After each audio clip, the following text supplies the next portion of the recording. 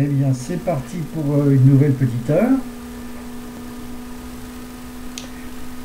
Euh, donc, l'objet conceptuel, donc, c'est un contenu parfaitement défini, c'est un texte abouti, le meilleur, ce qui se produit systématiquement, hein, il y a toujours un texte qui fait autorité, hein, donc sur un sujet donné, et puis accessible, donc achetable, voilà, on peut avoir, qui a un prix raisonnable, et qui a été diffusé fortement. Donc, encore une fois, les références, c'est les méthodes de langue comme Assimil ou 90 sons, typiquement, c'est Wikipédia maintenant qui ne cesse pas d'améliorer ses articles et de faire aboutir, d'affiner ses articles. Donc pour chaque sujet d'intérêt, on va trouver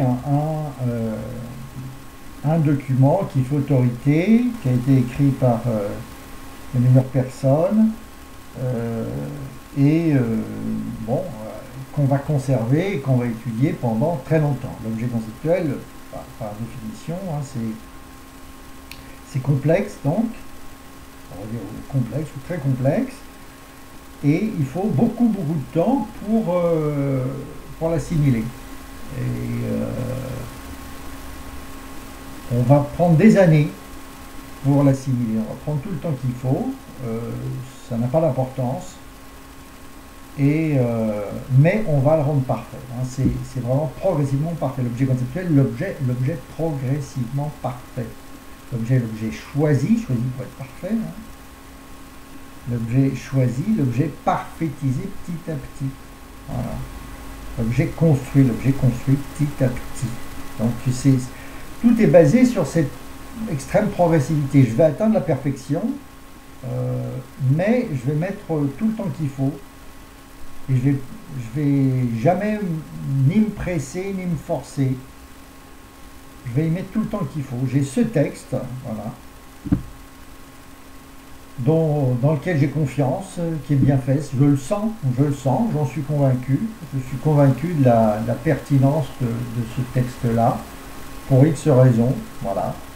Il m'apparaît que, parce que j'ai confiance dans Assimil, j'ai confiance dans 90 sons, parce que j'ai confiance dans cette catégorie d'articles au moins sur Wikipédia, et de façon générale, j'ai confiance dans Wikipédia, j'ai confiance dans ce site internet, voilà, il m'est apparu que l'écriture était soignée, était généreuse, était compacte, et voilà, et donc j'ai confiance.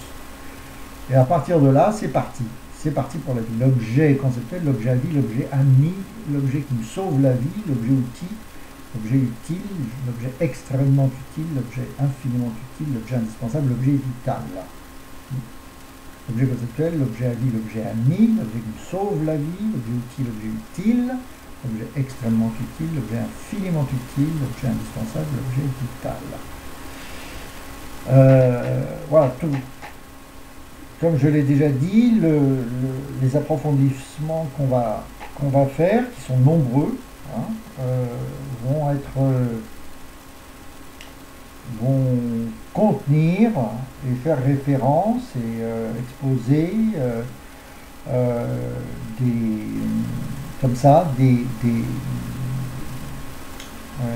aphorismes, enfin des listes, donc des textes courts, qui sont donc soit des phrases, soit des listes, et qui ont été travaillées pendant longtemps, pareil pendant des années, la plupart du temps, et qui font vraiment totalement partie de la méthode. Donc il faut les connaître, il faut les apprendre, c'est pareil, en mettant tout le temps qu'il faut, ça n'a pas d'importance, c'est infiniment recommandé, hein, et ce sont des théorèmes, hein.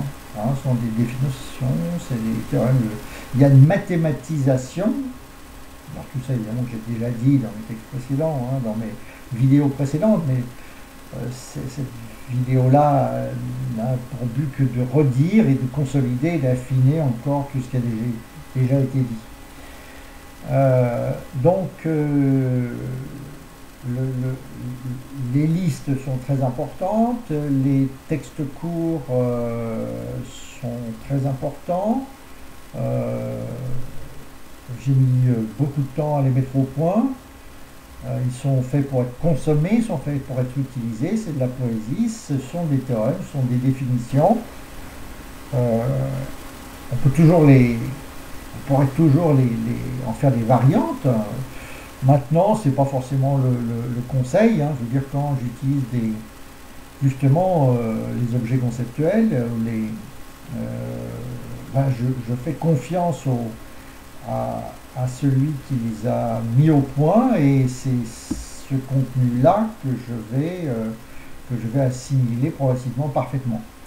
Donc c'est mon conseil aussi. Ça ne sert à rien, entre guillemets, de réinventer la roue. Ceux que j'ai mis au point, j'ai eu un mal fou à les mettre au point. Ils sont au point. J'ai fait souvent des corrections pendant des années, parfois. Les apprendre, et quand ils ne sont pas encore parfaitement définis, c'est compliqué, c'est beaucoup de temps, beaucoup de travail. Donc c'est la règle un petit peu, hein, dans l'acquisition de connaissances. Une fois que les choses ont été définies, ont été mises au point, ben, on prend, et c'est mon conseil, c'est pas la peine de repasser l'enfer, de repasser par l'enfer de leur élaboration, c'est disponible, c'est transmis, on ne va pas réinventer l'alphabet, on ne va pas réinventer le vocabulaire d'une langue, on prend et on s'en sert, et on avance, et on va faire autre chose, hein. C'est ça la règle, hein. Une méthode, voilà, c'est fait pour être consommé, pour être utilisé, c'est pas fait pour être réinventé.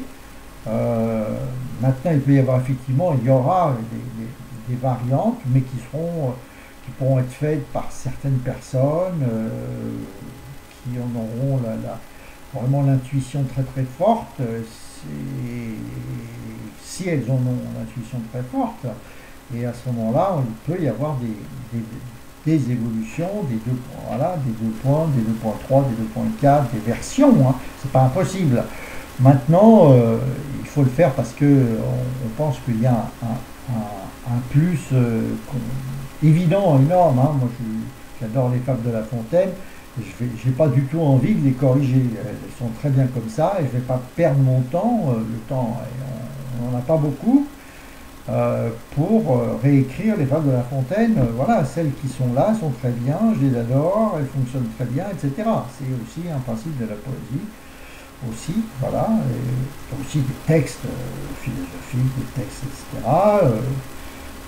Connu que Nietzsche fonctionnait que par aphorisme. Bon, bah, on a un résultat, et puis bah, si on flash bien on a bien compris ce qu'il voulait dire telle phrase, tel petit texte, etc., bah, on prend, quoi.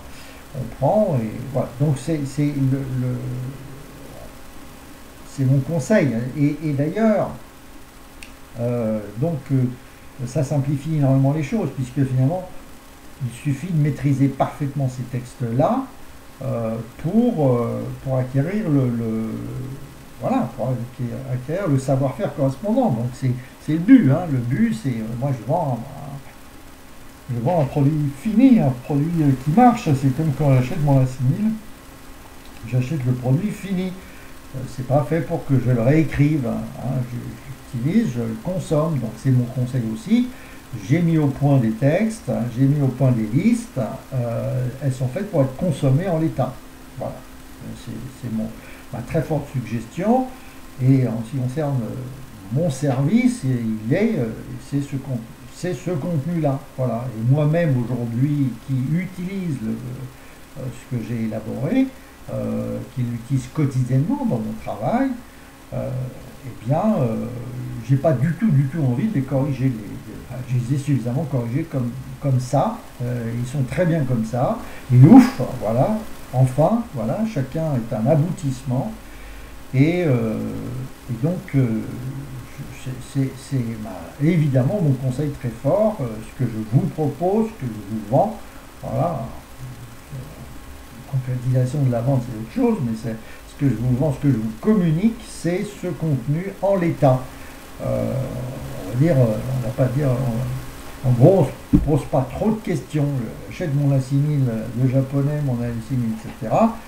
Je prends en l'état et je ne me pose pas trop de questions, j'ai confiance et j'y vais, et puis le résultat c'est que ça marche. Donc et c'est vrai, bon, pour l'immense majorité des textes techniques, des textes à caractère technique, que ce soit informatique, médical, juridique, etc. On prend voilà, le code civil en l'état, on prend voilà, hein, un ouvrage de mathématiques en l'état, tel site informatique de description de technique en l'état, et je suis bien content de l'avoir justement, voilà, et qu'il soit fini, c'est ce que je recherche. Hein, bon, on peut toujours imaginer mieux, on peut, etc., mais on est là pour avancer, on est là pour acquérir une compétence, et donc c'est bien comme ça. Voilà, donc là-dessus, voilà, ma recommandation, c'est je dirais, assimiler les textes que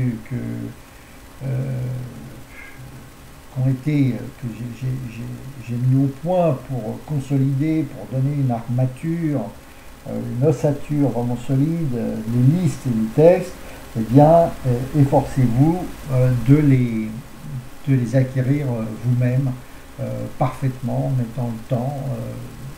Je les supporte moi-même, ça va, j'en suis content, je sais même pas que je les supporte, c'est que il m'apporte quelque chose de réel, de fort, et donc ils sont réellement utiles. Hein.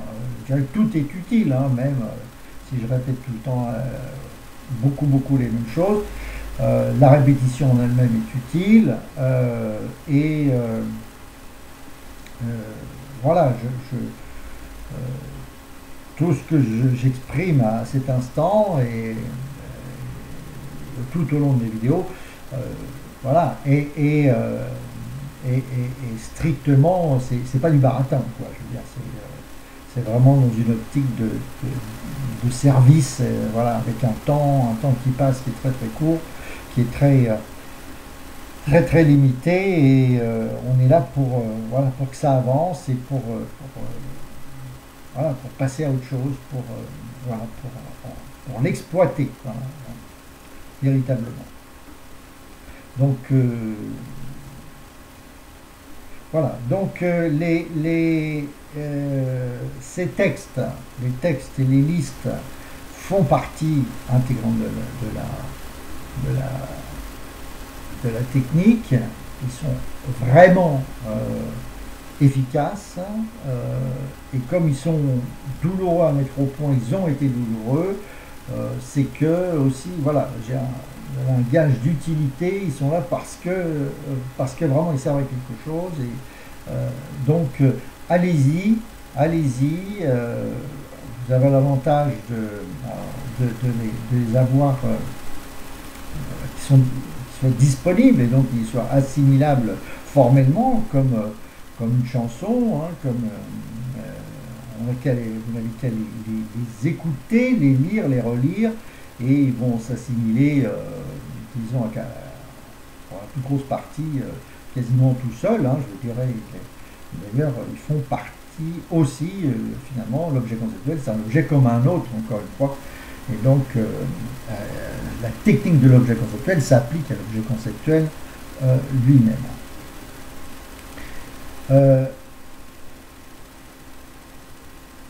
Donc,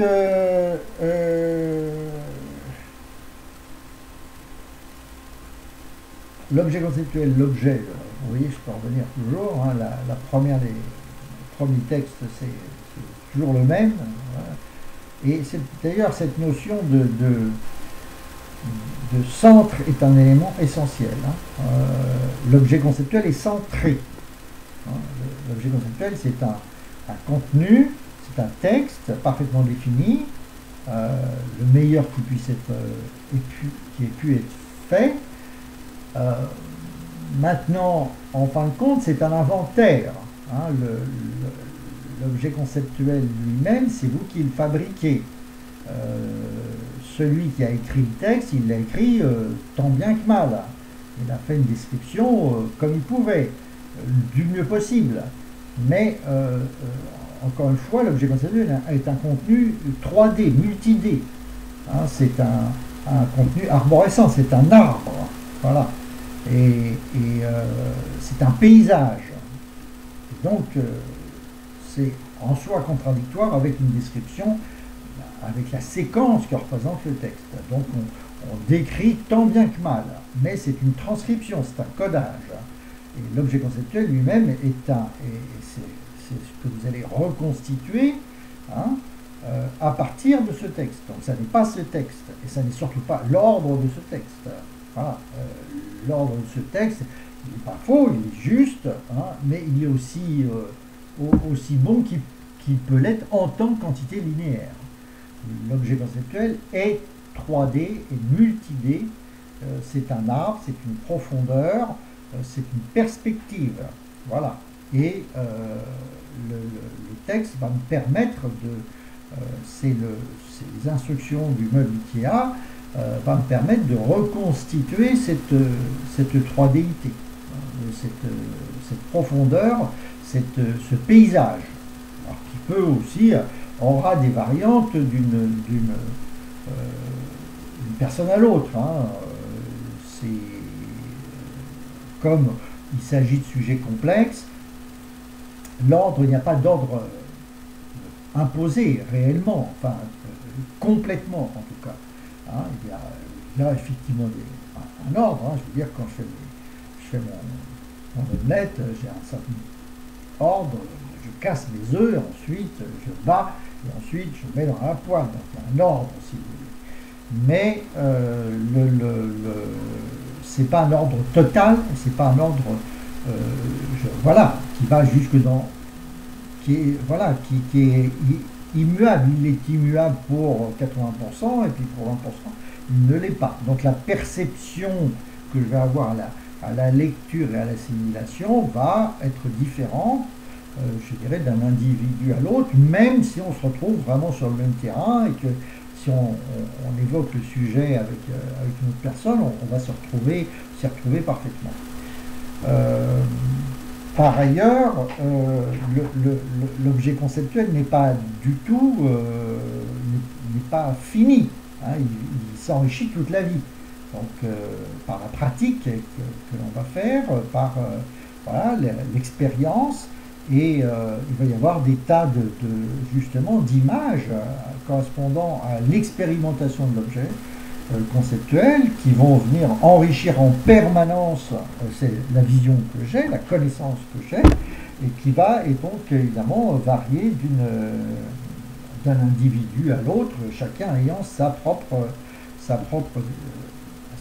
pratique. Hein. Voilà. On a un contenu fixe, un contenu commun, et après il y a tout un tas justement de compléments qui vont dépendre de l'expérience de chacun. Même avec, si je prends le magasin de la rue d'à côté, eh bien la supérette, eh bien, le contenu, j'ai un contenu commun, mais j'ai mon expérience en allant faire des courses qui va m'être propre. Et voilà. Donc, l'objet conceptuel est donc riche, extrêmement riche, et a un contenu fixe, et ensuite, je dirais, plein de compléments qui viennent avec le temps, avec la pratique. Alors, 1000 c'est bien, hein. J'estime que 1000 éléments c'est correct. Ça contient à la fois ce que je vais trouver dans le texte, peut-être pour 200, pour 300, des choses comme ça, 300 éléments, et puis ensuite il va y avoir toute la vie, justement le gain en épaisseur en, en expérience et en pratique de l'objet, toutes les liaisons qui vont se mettre en place entre les différents objets, qui vont être nombreuses, et toute la pratique que je vais faire, etc., si bien que le fait d'avoir une perspective de 1000 éléments est juste, est assez juste. Voilà, ça peut être moins, ça peut être, etc., mais 1000 c'est un bon ordre de grandeur. Voilà, c'est conséquent, c'est pas 1000 éléments que je vois tous en même temps, c'est pas. Voilà, en incluant encore une fois, j'insiste bien, tout ce qui vient derrière, à la fois l'expérience, mais aussi toutes les liaisons, parce que tous les objets conceptuels, en fait, sont liés, et sont liés de plus en plus, hein, comme des individus qui se rencontrent.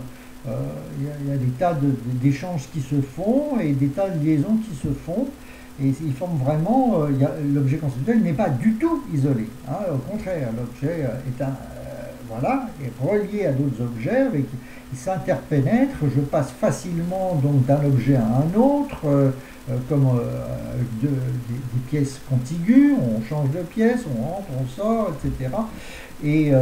Ou comme avec, si vous pensez à un groupe d'individus, etc., il y a des relations je veux dire, fortes, un réseau véritablement, et donc il y a interpénétration des objets, et on finit par un petit peu ne plus faire trop la différence, et à avoir tout ça de façon, je dirais, de façon continue. Hein, cette liaison très forte entre les objets conceptuels est évidemment très importante, parce qu'il n'y a pas d'objet isolé non plus. Il n'y a pas d'élément de connaissance isolé, mais il n'y a pas d'objet, il n'y a pas d'entité isolée. Toute entité, elle fait forcément partie d'un tout, et d'un tout relativement conséquent. Hein, il n'y a pas d'objet isolé.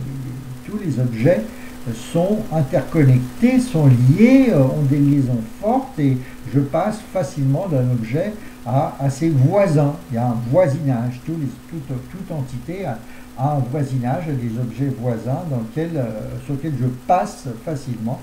Je saute facilement, voilà, ça circule, quoi. Il y a des ponts, etc. Voilà. Et c'est ce qui fait la solidité du tout et la solidité de chacun, un pour tous, tous pour un. Hein, c'est un élément essentiel. Plus je vais établir de liaison entre les objets de toute taille, hein, et plus ça va être dense, plus ça va être solide, et plus ça va être instantané, plus ça va être nanoseconde, plus ça va être visuel, plus ça va être, voilà, l'accès aux éléments va être instantané. Hein. La connaissance est la connaissance, encore une fois, c'est une connaissance nanoseconde, toujours nanoseconde. Hein. Quand je fais je cherche la boulangerie, une boulangerie dans mon quartier, j'en ai 5. Bon, paf, ça se propage.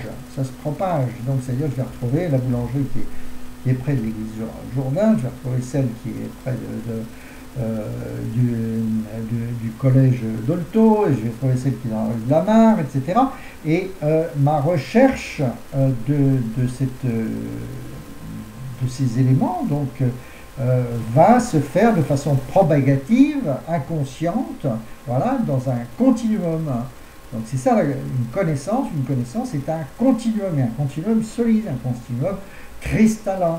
Et donc toutes les liaisons que je vais faire vont faire que je vais mettre en place, vont faire que ma fonction de recherche spontanée qui permet de répondre à la question est-ce qu'il y a une boulangerie dans le coin, eh ben, va se faire instantanément, et à coût totalement nul. La connaissance est toujours une connaissance instantanée. C'est une connaissance, c'est pas petit 1, petit 2, petit 3. Non, j'ai un tout cristallisé. Voilà, la connaissance du quartier est vraiment la connaissance modèle, hein, puisque j'ai des dizaines, des centaines de milliers d'éléments. qui sont tous disponibles et tous accessibles instantanément. Hein. Je recherche, faites votre expérience. Voilà, et d'ailleurs, ça a toujours été un peu mon exemple. C'est-à-dire, je rentre dans un grand magasin et je demande où est le rayon papeterie, et ben, c'est au troisième étage, etc. Et la personne qui est à l'entrée, qui assure la sécurité, sait parfaitement où se trouve, comme toutes les personnes du magasin, où se trouve tel ou tel article. Donc il a cette connaissance, je dirais, instantanée, inconsciente, voilà, et qui correspond à cette recherche subconsciente et à ce parcours, à cette propagation, et qui va aller à la recherche et en une quart de seconde, eh bien, on peut situer l'objet. Donc c'est ça, une connaissance, c'est une connaissance cristallisée, c'est une connaissance massive, je dirais visuelle mais semi-inconsciente, et dans lequel le processus de recherche se fait de façon nanoseconde, spontanée, voilà.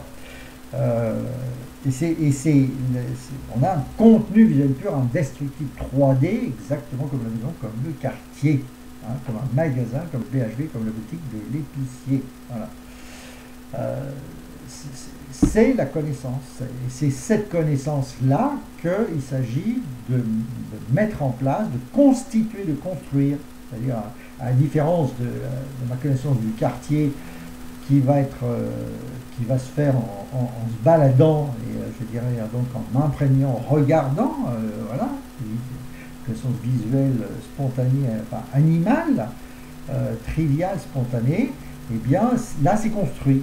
C'est ça la seule différence, mais enfin elle est gigantesque aussi, c'est que c'est la connaissance que je veux mettre au point, que j'ai décidé de constituer, enfin voilà, et est entièrement élaboré élément après élément. C'est-à-dire je mets, voilà, comme le peintre, met à des milliers de coups de pinceau, tac, tac, tac, des milliers d'éléments, il va constituer un tout, élément après élément. Ben, c'est la même chose, je dis bien la peinture conceptuelle, le contenu visuel, la construction conceptuelle, la connaissance parfaite, fabriquée de toutes pièces, la peinture conceptuelle 3D, peinture conceptuelle 3D. Le terme est parfaitement juste. Hein. Je constitue ma connaissance, élément après élément, et je tricote, je brode, je tisse, je file, je tresse.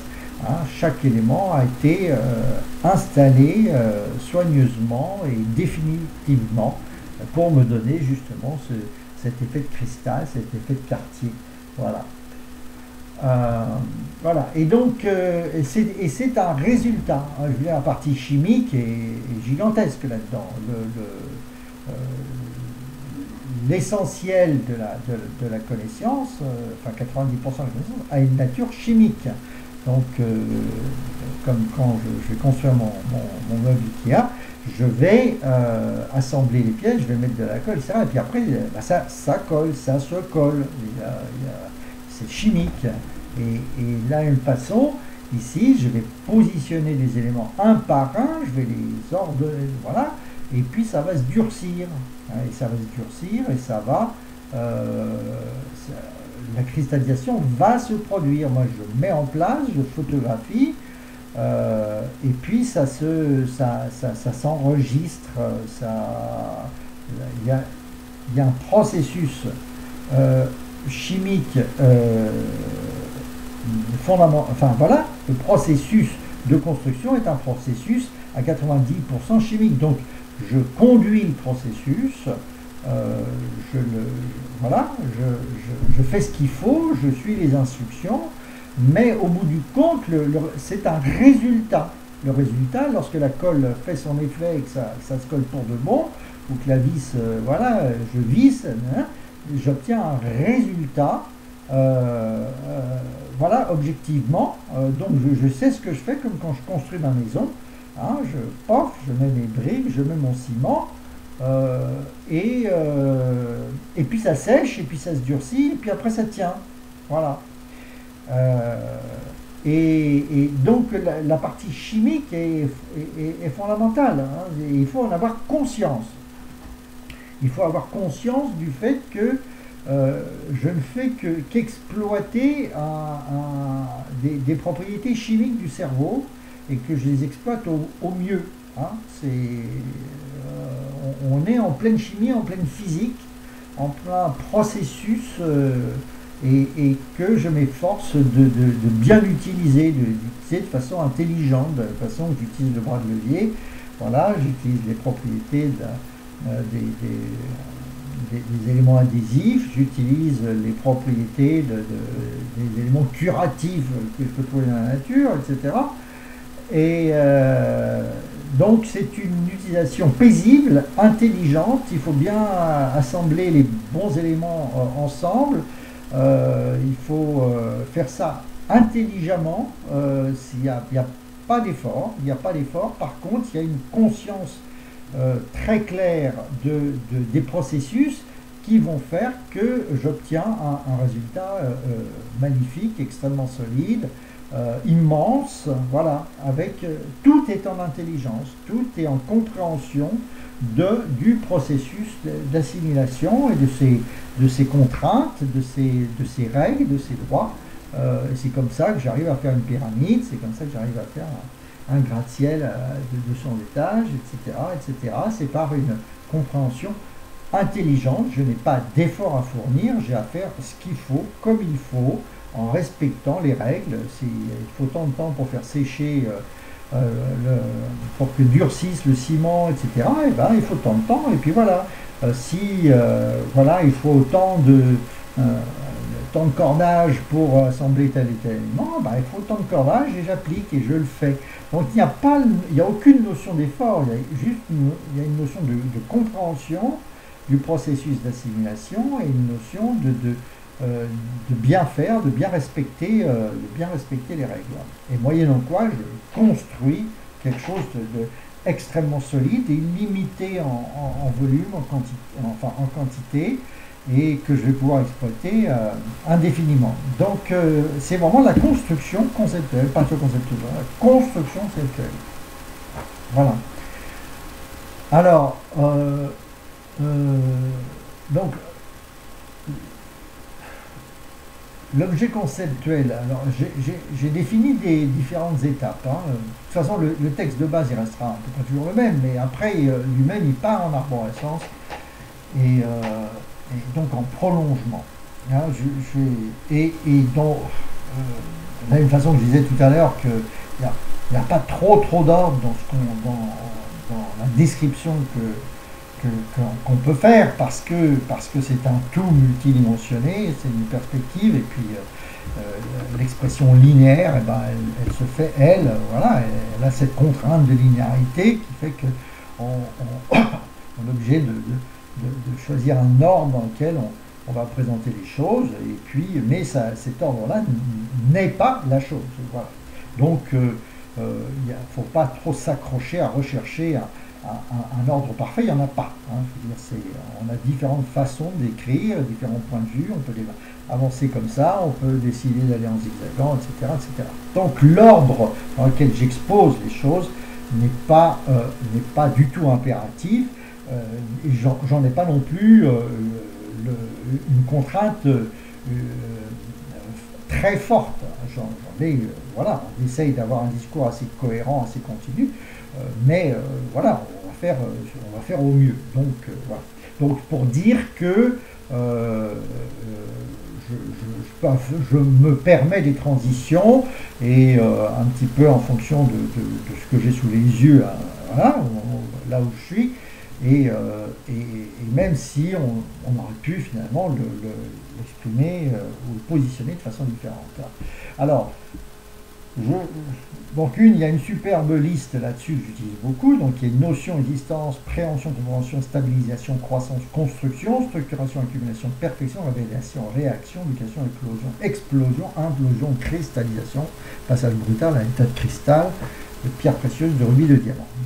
Je recommence comme d'habitude, notion, existence, préhension, compréhension, stabilisation, croissance, construction, structuration, accumulation, perfection, révélation, réaction, mutation, explosion, implosion, cristallisation, passage brutal à l'état de cristal, de pierre précieuse, de diamant. Ça, c'est comment dire, les différentes étapes, voilà, hein, pas de façon trop stricte, mais enfin, l'ordre est assez bon, l'ordre tient bien, voilà, du cycle de fabrication de l'objet conceptuel, qui va de la notion jusqu'à la cristallisation. Notion je vois ça de loin, j'ai vaguement la notion, jusqu'au cristal, voilà, aux 1000 éléments que je vois tous en même temps, voilà, parfaitement ordonné, strictement, totalement ordonné, 1000 éléments que je vois tous en même temps, je vois toujours tous en même temps, hein, j'ai déjà dit 3 ou 4 fois, je le redis, je le redirai. 1000 éléments que je vois tous en même temps, je vois toujours tous en même temps, totalement déterminé, strictement ordonné, totalement ordonné, juxtaposé, imbriqué. Je reviendrai sur le imbriqué, évidemment, qui est essentiel, puisque c'est arborescent, c'est strictement arborescent, comme l'explorateur de Windows, voilà. On est toujours arborescent. Là, on a un arbre, et dans lequel je descends comme j'en ai envie. J'ouvre, je ferme, je clique, je déclique, je referme, etc. Voilà. Donc la connaissance est arborescente, forcément arborescente. Hein, sinon, ça n'est pas possible. Je veux dire, c'est cette structure, c'est cette arborescence qui me crée l'accessibilité. Toute connaissance que j'ai est forcément arborescente. Hein. Si je pense à ma maison, eh bien j'ai le salon, et puis dans le salon j'ai le poste télé, et puis dans le poste télé j'ai le etc., etc. Toute connaissance est fondamentalement arborescente, et il faut que cette arborescence soit bien continue, soit bien lisse, de façon à avoir justement une navigation, un zoom instantané, voilà, il ne faut pas qu'il y ait de trou, quoi. Il ne faut pas qu'il y ait de discontinuité, il faut une continuité. Hein. Je structure, j'analyse, j'archive mes disques, je 2 ou 3 fois le 3i, je bloque de bloquise, je continue, mise, je marche, j'escalabilise, navigabilise, j'instantanise j'accumulise, je vois tout en même temps et je perspectivise, je visualise, je produis, je trivialise, etc. On reviendra sur cette liste déjà assez ancienne, bien sûr, et que j'ai déjà décrite par ailleurs. Notion, ça c'est le cycle, notion, existence, préhension, compréhension, stabilisation, à partir de la croissance, construction, structuration, accumulation, perfection, révélation, réaction, mutation, explosion, implosion, cristallisation, passage brutal, avec un cristal de pierre précieuse, de rubis, de diamant. Donc la fabrication de l'objet conceptuel de ce cristal, de ces 1000 éléments parfaitement ordonnés, va se faire selon un cycle, de façon très progressive. Hein. C'est de proche en proche. L'objet conceptuel se construit sur 100 heures, sur 100 heures, 200 heures, enfin le temps qu'il faut, on s'en fout. Ça prend beaucoup de temps, c'est plein de séances, hein, avec des séances de 10 minutes, de 5 minutes, d'1 minute, de 10 secondes, et des séances plus longues. Et en temps cumulé, c'est beaucoup de temps, mais maintenant toujours avec plaisir, toujours avec bonheur, hein, puisque me balader, l'objet conceptuel, je n'ai qu'à y penser, qu'à en rêver. Hein, je peux me promener, je peux y naviguer, je peux le visualiser, le parcourir. Donc c'est un travail qui se base sur la contemplation, sur le rêve, sur la simple pensée, sur le simple rêve, et donc qui n'est pas coûteux, qui n'est jamais coûteux, qui est un travail de récolte. Hein. L'objet conceptuel est un objet vivant, est un objet croissant, qui croît, qui grossit, qui grandit de lui-même naturellement, spontanément, qui se remplit spontanément, et que je n'ai plus qu'à récolter, dont je n'ai plus qu'à faire la récolte, dont je n'ai plus qu'à récolter les nouveaux arrivants, les nouveaux éléments qui apparaissent spontanément, systématiquement. Je veux dire, l'objet conceptuel, c'est un objet que j'ai réussi à rendre vivant, à rendre croissant, comme une plante, comme un arbre, comme une plante, comme une fleur, comme un fruit, comme un arbre, comme une plante, comme une fleur, comme un fruit. L'objet conceptuel est auto-croissant. Il croît, il grossit, il grandit de lui-même naturellement, à la condition simple que je le récolte, que j'en fasse, que j'en récolte les nouveaux arrivants. Je recueille, je récolte, je pêche, je drague, je puise. Je cueille, je recueille, je récolte, je pêche, je drague, je puise les nouveaux arrivants. Et ça se produit tout le temps. Donc en fin de compte, si je fais ce travail de récolte, donc de fixation, de rangement des nouveaux arrivants, eh bien l'objet conceptuel continue à se développer indéfiniment. Voilà. Et donc en fait, il croît de lui-même. Je n'ai pas, encore une fois, je n'ai jamais d'effort. Je fais jamais d'effort. Je suis contemplatif. Le travail de l'objet conceptuel est contemplatif. J'ai fait les choses dans le bon ordre. J'ai réussi à constituer le centre de l'objet conceptuel, son noyau, son germe, son cristal initial, et à partir de là, il se développe spontanément, simplement avec la nécessité pour moi de la condition, voilà, et l'exigence de fixer les nouveaux arrivants. Je fixe les nouveaux arrivants, je fixe les éléments présents à des éléments existants. Donc il y a ce travail de fixation, de récolte, de positionnement et de fixation, d'agraphisation, de photographisation, je dirais, des nouveaux arrivants, qui fait que un nouvel arrivant devient un élément existant qui lui-même va, je dirais, se charger, va aller chercher logiquement, spontanément, des nouveaux arrivants. Donc on a ce phénomène exponentiel, et véritablement exponentiel, c'est une croissance exponentielle, puisque chaque élément peut grossir, c'est pas que les éléments de surface, c'est à peu près à tous les niveaux. Tout élément existant est capable d'aller chercher de nouveaux éléments et d'intégrer des nouveaux éléments. Et donc on a vraiment une exponentielle, une croissance exponentielle voilà, que de plus en plus, d'ailleurs, je ne sais pas quelle est vraiment la courbe, c'est l'exponentielle ou de l'exponentielle d'exponentielle, enfin, c'est une croissance extrêmement, je dirais, brutale à un moment donné, à la fois spontanée, mais en même temps très, disons, on parle de learning curve, c'est-à-dire, voilà, il y a vraiment un démarrage lent, et puis à un moment donné, bon, ça explose. Donc c'est pour ça qu'on retrouve le mot notion, existence, préhension, compréhension, stabilisation, croissance, construction, croissance, construction, accumulation, perfection, révélation, réaction, mutation, éclosion, explosion, implosion, cristallisation, passage brutal à l'état de cristal, de pierre précise, de rubis, de diamant, passage à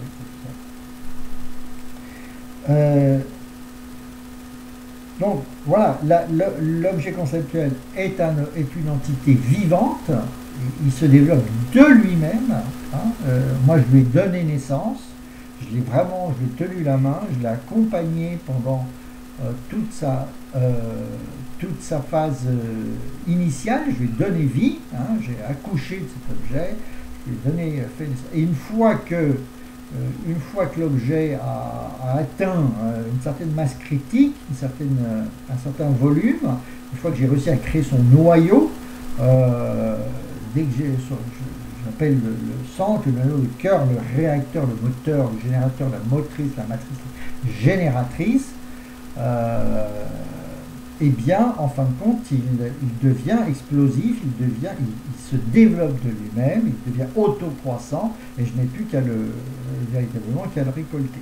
Donc voilà, on part de très peu, et puis après ça grossit, à un moment donné, ça explose, ça devient de plus en plus actif, de plus en plus réactif, le centre, le noyau, le cœur, le réacteur, voilà l'objet dont j'ai réussi à constituer le centre, c'est un élément fondamental, le centre, le noyau, le cœur, le réacteur, le moteur, une motricité, une automotricité de l'objet, le moteur, le générateur, la motrice, la matrice et la génératrice, le centre extrêmement présent, brillant, pétillant, effervescent, bouillonnant, jaillissant, éruptif, explosif, la source brûlante, le geyser, la chaudière, la source brûlante, le geyser, la chaudière, le four, le brasier, la fournaise, le volcan. Donc l'objet conceptuel a un centre très dense, très lumineux, et qui est connecté à toutes les sources d'alimentation possibles, au gaz, voilà, et qui va donc de lui-même, comme une plante, pomper les éléments et se développer de lui-même à partir de cette graine, de cet ADN, de cet élément complexe central, le centre de voilà. L'objet est forcément centré, l'objet est une continuité, un continu. Voilà, contenu ultra connu, complètement déterminé, limité, strictement arborescent, logique pure, le strict développement logique pure d'un principe d'une image simple initiale, travaillé, élaboré, très précis, théorisé, modélisé, analysé, formalisé, inventorié, décrit, écrit, autrement dit programmé, abondamment vérifié, testé, contrôlé, certifié, parfaitement fiable. Il s'agit de par cœur de parfaitisé, facteur 1000 voire 1 million isé, en clarté, en position, en solidité. Voilà. Bon, j'en profite pour placer les textes. Voilà. L'objet conceptuel est une arborescence, voilà, le contenu pur, le contenu ultra connu complètement déterminé, limité, strictement arborescent, logique pure, le strict développement logique pure d'un principe d'une image simple initiale, travaillé, élaboré, très précis, théorisé, modélisé, analysé, formalisé, inventorié, décrit, écrit, autrement dit programmé, abondamment vérifié, testé, contrôlé, certifié, parfaitement fiable, parfaitisé, parfaitement facteur 1000 voire 1 million, c'est autrement dit programmé. Autrement dit compilé. Voilà. Autrement dit compilé. Voilà. Vous voyez maintenant le côté sphérique de l'objet conceptuel, comme la fleur, comme le fruit, avec un noyau dedans, comme le système solaire avec le soleil qui est à l'intérieur, comme l'atome avec le noyau qui est à l'intérieur. Voilà. Donc il est totalement logique, voilà, et c'est une excroissance logique stricte de sa définition, voilà. L'objet conceptuel est un objet centré, et le centre se trouve, voilà, est associé à son nom, hein, voilà, à son image, son symbole, et à son nom, son image non réflexe, son image non parfaite. Tout objet a une image, un symbole, hein, et un nom, hein, c'est-à-dire l'armoire, PPDA, Patrick Poivre, Général de Gaulle, Jeanne d'Arc, pyramide de Khéops, etc. Un objet, c'est une image et un nom. Une image et un nom réflexe. Image non réflexe. Voilà, image non réflexe, image non parfaite. Et quand je dis l'objet proprement parfait, l'objet, en fin de compte, ça veut dire l'objet que j'ai réussi à faire exister, c'est-à-dire dont j'ai réussi à constituer, avant même son centre, j'ai réussi à constituer son symbole, son enseigne, hein, son image non réflexe, c'est-à-dire son contenu minimal, mais totalement particulier. L'image non, voilà. Hein, son image, son identité, son identifiant, son apparence, son évidence, son idée, son concept, son sens, son essence, son existence. Voilà son image flash, instantanée, flash, ultra stable, ultra navigable, totalement, parfaitement zoomable. Voilà l'image. Donc il y a le centre de l'objet, hein, qui est une chose. Et il y a encore le centre du centre qui est son symbole, hein, son symbole avec la partie visuelle et la partie non, image non, réflexe, image non, parfaite. Voilà. Donc, c'est peut-être déjà pas mal pour ça. Ça me fait 48 minutes, 49 minutes. Voilà, comme il n'y a pas un peu de bruit extérieur, on va peut-être pouvoir faire un petit arrêt à ce niveau-là. Voilà, donc à très bientôt. Voilà, bise, on arrête.